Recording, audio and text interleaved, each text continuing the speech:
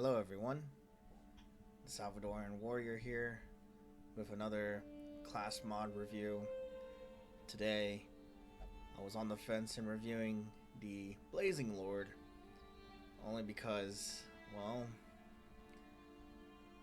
I don't know, it's a transformation character, and I know transformation characters aren't really that popular, but I'm a sucker for transformation characters. This one's really interesting though, because while most transformation characters give stress onto the party, she actually gives stress onto herself due to the fact that she wields two weapons, um, a a halberd and a cursed katana. Now, later on, I'm gonna be talking about another class mod, which came from the same person that made this one, the Blazing Lord. And I know what you're thinking. Why she look anime-ish? Well, choice of style, I guess. What was really interesting though that most anime mod characters, well, not from its original sources, but like, original character created, are either too OP or overwhelming. Thankfully, the Blazing Lord isn't just that, and I end up having a lot of fun using her, especially with her gimmicks around her transformation, and it's just a lot of fun. It's just a lot of fun. With that said, um, like I did with the last character mod, I will leave a link in the description in case you're curious about this character and want to use her, and at the same time, you want to check out her backstory, because a comic is posted on that character. So, with that said, let's talk about her base stats, and then after that, resistances, combat skills, camping skills, and what you want to do with this character. So, the base stats, her health pool is like really low, but her dodges are pretty good, and the speed, really good, ignoring trinkets, of course. She has decent crit and decent damage too. Um, but this character is weird, which I'll go into later, because it's that she does damage as a human, and her finishers are her transformation character. So you want to be going in and out with this character, or at least have your allies set up damage so she can use her finishers. But I'll go into the combat skills later. For now, she may seem weak, but if you give her like the correct trinkets, she'll either be able to one-shot things, take enemies halfway down to their health, like somewhere in the middle, and a whole bunch of other crazy situations you can do with this character that makes her great. And again, her dodge is like really good, so if she ends up getting hit, there's a good chance that she'll be able to dodge that attack, and she'll always go first too. Really fast character. Her resistances, her stun is decent, but she's immune to blight, weak onto disease, but she won't be able to be moving anywhere. And since I have a negative quirk on the blood, she has pretty high resistances on blood, debuffing as well. And if you want her to, disarm traps, she can do that too. So her resistances are fairly decent. It's just that her diseases is really weak. So watch out for that, but it shouldn't really be a big deal. Death blow is pretty much standard with most heroes. I don't think I ever saw someone with like pretty high death blow, but I saw a handful of heroes with pretty low death blow, so you're just like, oh wow. Anyways, let's talk about her combat skills. So, before I hover over the transformation thing, I want to talk about her human skills first before I start talking about her transformation. So, her first one is Slash. It's an accuracy base of 110. The crit is 7%. And she does two things. If she's going up against really big enemies, like that dude with the whip, or that skeleton dude with the big ass hammer, she'll be able to do 35 damage onto those big sized characters. But if it's those regular enemies, she'll do 35 if the target's HP is at 80. So what this means is that I'll explain the regular enemies. If the enemy is at full health, you're gonna do a crazy amount of damage, and based on the crit, you might be able to one-shot it. If not, the majority of their health will diminish to somewhere below 30 or 20, and just keep those numbers in mind, okay? The next, oh yeah, and I forgot to mention that this slash move can be used in positions 1 and 2, and she can only hit in enemy positions from 1 and 2. The next one is the kick. It is a move that moves her forward 3 spaces because it can only be used in positions 3 and 4, and she can hit positions 1 through 3 on the enemy side. Accuracy base is at 110. The damage is 10% plus. It's really, really good. And the crit is 0.5%. 5%. It's a 5% crit base damager, and it does stun. And if she manages to hit on succession, she gets a 20 plus dodge, 5 plus speed. So let's say she's moved to the back line, she'll be able to ease herself into the front lines again. And this is important because the majority of her moves can only be used in positions 1 and 2. Not only that, it's a strong move for a stun attack. I know a lot of stun attacks aren't really the strongest, but this one's probably her strongest one. So it's pretty sick. Pretty sick. The next one is the Firefox, or Foxfire. It can be used in any position, and she can hit positions 2 to 4. It's accuracy based at 115, but the damage is pretty weak, negative 70. But the crit mod is plus 9%, and if it's marked, the enemy loses 5 points of speed. And this is really good because those stress damagers, they always go first, and they're always the first one to stress your party out. If you throw this marker on them, they should lose speed by giving yourself an advantage on them. Not only that, it's a marked move, so having yourself mark enemies is really strong. Especially if you're running a team that's marked synergy something. Like, you throw her with a bounty hunter, you throw her with Arbalisk, or Houndmaster, Musketeer. They'll be able to do good damage because they're marked, and it's all because of her. So let's go back to this move, right? The slash move. Let's say as a human, you manage to slash them, and they're like below, let's say, 30% of health. If it's your next turn, the next move that you should be doing is this one right here, Spirit of the Fox God.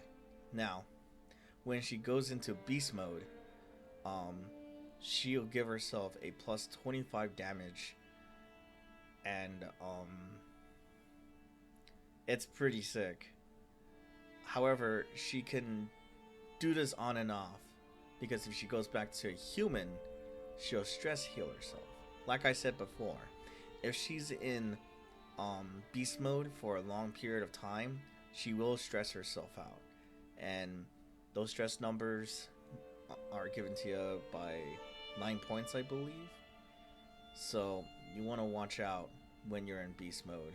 It's actually one of those high risk, high rewards, but it shouldn't be a big deal because if you're constantly changing from from human to beast, beast to human, healing yourself by 7 points is decent, and if you have a stress healer on your team, even better.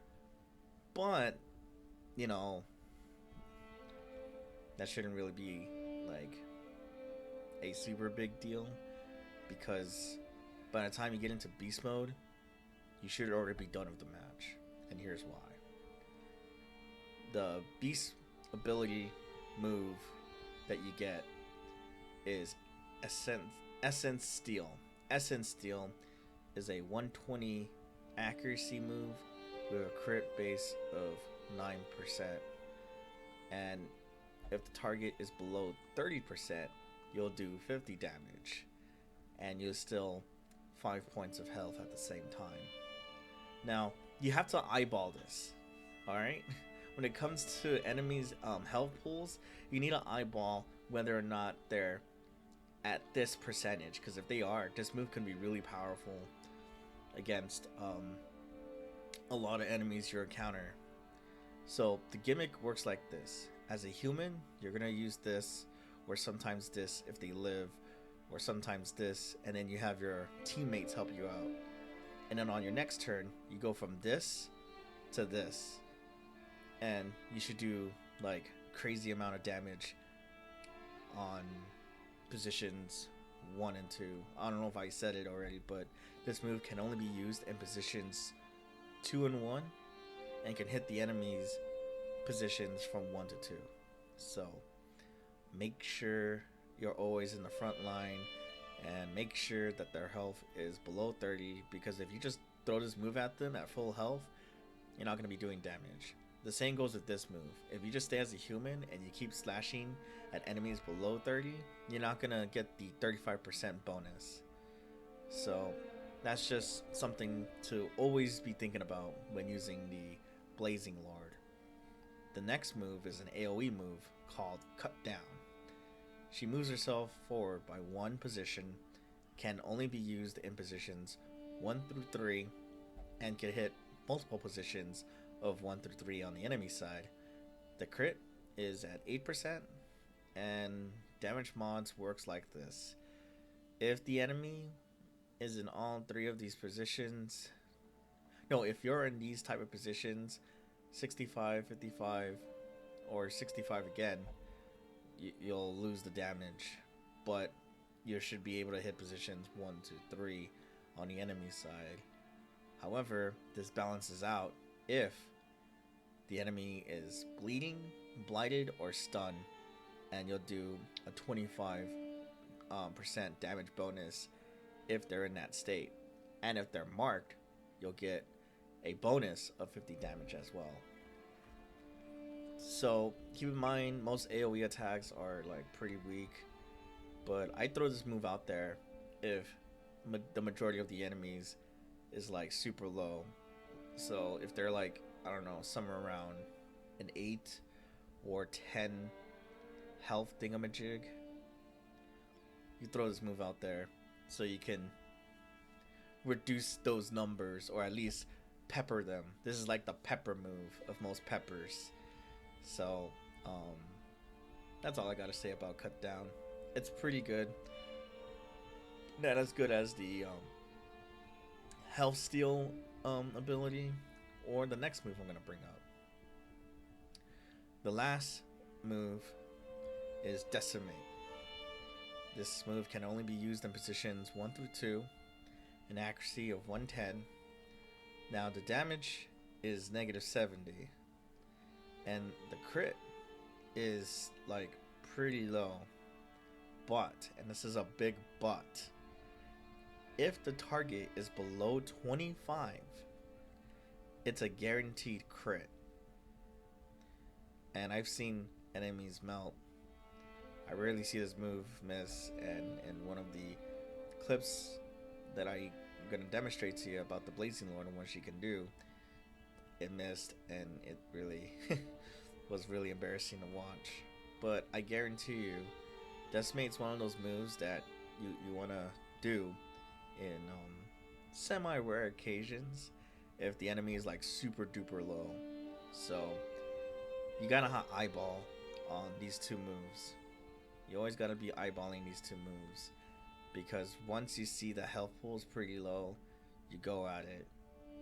So, like I said, it may be kind of annoying when you hear you have to do this to this to this, and then on your next move you do this, and then you go back to doing these things. But I find it kind of balanced, because if you look at all the other original anime characters that's on the Steam Workshop, they're too OP, man. You got this one character that gets multiple turns, and you got another character that said, "What's Darkest Dungeon?" and they do like 200 damage. It's insane. It's no longer the Darkest Dungeon. So with these type of moves, I like to think it's fairly fair. Especially, again, you're getting stress when you're in beast mode, so you have to decide whether or not you want to finish them this way, and then on your next turn you do this to heal your stress, and you get to go back to doing this. So there you go. That's my 2 cents on her combat skills.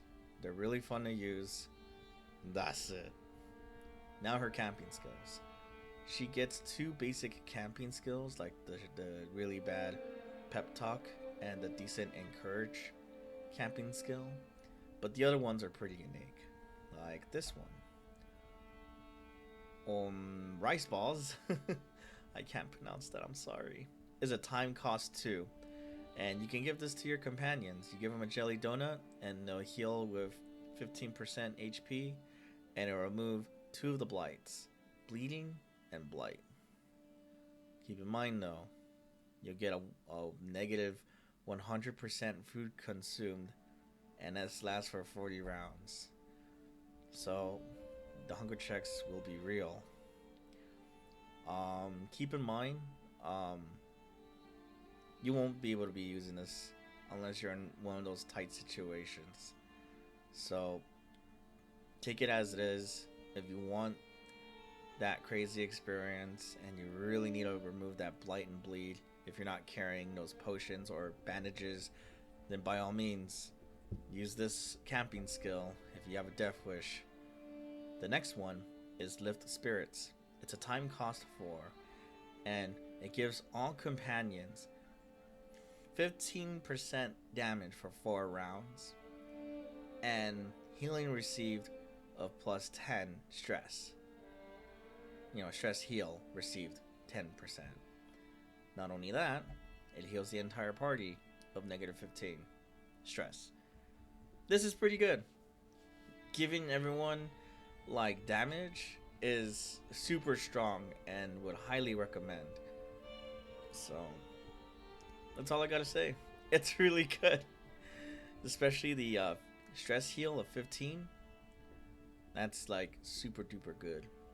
So go at it. It's time cost 4, so it's really expensive. But I believe that it's worth it. It's totally worth it. The next one is the Maiden Dance.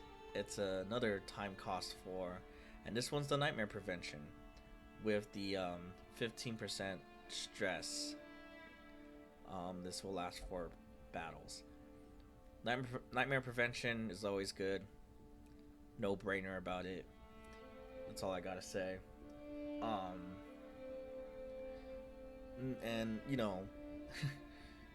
if you're dealing with stress damagers in the field and you get like that negative 15 stress, you should be able to take less stress. So there's nothing to it. It's your basic Nightmare Prevention. I use it all the time because I'm always thrown in a situation where she's the only one with the Nightmare Prevention. So moving on. Sake is a time cost 3, which gives yourself negative 25 stress, but has a 35% chance of giving yourself negative 15 accuracy for 4 battles. And if you're willing to share Sake with someone else, you get the same effects, only this time they have a 50% chance of getting a negative 15 accuracy for 4 battles. Alright, so I'm not gonna lie, this is one of those high risk camping skills that you like to gamble for. And if you want to gamble those RNG numbers, be my guest, but I don't like the 50% chance. If it was 35, I would have been like, yeah, this is really good, you know, just in case you want to de-stress somebody. If anything, you give it to these characters that don't do damage, like Vessel. You give it to her and you be like, alright, just heal all day. However, I still wouldn't want to bet on those numbers. I'm not a gambler. I'm just a guy that plays it safe. So, if you're not a gambler, don't do this. But if you are, by all means, this is really good for stress healing. The last one is Blessing. It is a time cost 2. And this one gives negative 20 on stress and negative 10 crits received for 4 battles. This one's decent because crits are everywhere, man. So you want to throw this on your character.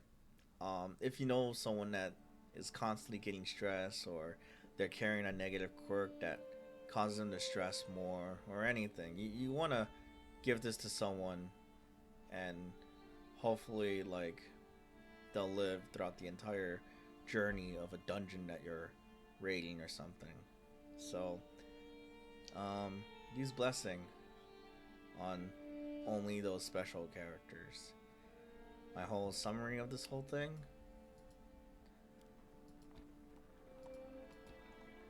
these are the 4 camping skills you want to be walking around with. I wouldn't do this, nor I wouldn't do that or that. But this, and sometimes this is really good to have in the Blazing Lord's camping skill inventory. So I recommend it. As for trinkets, well, these aren't modded, but I'm pretty sure you noticed the remove negative side effects of trinkets. So I apologize. What you do need to know is that she also has her own trinkets. It's just that those trinkets are not as impressive as I thought it would be, because you got one that negates from transformation, and yet you need that for her to transform. Like, here it is right here. No, wait, that's the wrong one. But this one's dangerous too, because if you transform, you get the stress immediately at 200. And oh look, you get 10% damage, but it's kind of dangerous. And then I only have a fox mask, which I didn't think was all that impressive. The negative trinkets. Here we go. This is it right here. It lowers your accuracy, but I don't know if you want that. My advice though, give her trinkets that increases her accuracy and her crit. If you want damage, you can do that too. If you want the speed and the dodge, you can also do that too. Don't worry about her HP. You know, she's fine where she's at with her HP. If you do this, HP should be less of your worries. If you want her to do crazy crit, you can do that too. And that's pretty much all I have to say about the Blazing Lord. And the other unique thing about it, I don't know why I'm going to share this, but I'll throw it at it. She has multiple skin colors, and each one has unique facial features, especially on the character icon, as you see right there. Especially this one. Hold on. This one. And then we're back to the first one. I think the yellow one is probably like my favorite. But then I saw the red one and I thought that was really cool. So overall, the Blazing Lord is a really, really fun character.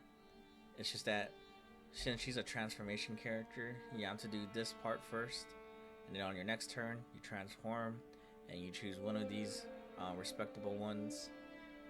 And then if they're somehow still alive, well, I'm gonna be honest. If they're still alive, your allies should be able to finish them off anyways. If you're playing something like, I don't know, Colors of Madness, which is endless mode and all that whatnot, you're going to be constantly doing this first, and then this, to this, and then you turn back, and you do this again. And keep in mind, she has an on and off switch with her transformation. Most transformation characters don't get that privilege. So, there you go. So, I'm going to end it here. I'm going to tell you to have a nice day. If you're really interested in using the Blazing Lord, I recommend it. I'll leave a link in the description for you to click on it and download. And if you're an anime person like me, you'll fall in love with this character a lot. So there you go. So when this part ends, I'll post a demonstration on what she can do on the field. This time I did something different. I paired her up with official Darkest Dungeon characters, so that way you'll get a general idea on how to use her. Also, I know the music was way too loud on my first review, so in this one it should be fixed, so your ears won't be bleeding or anything. I apologize, by the way. Until then, I will see you next time.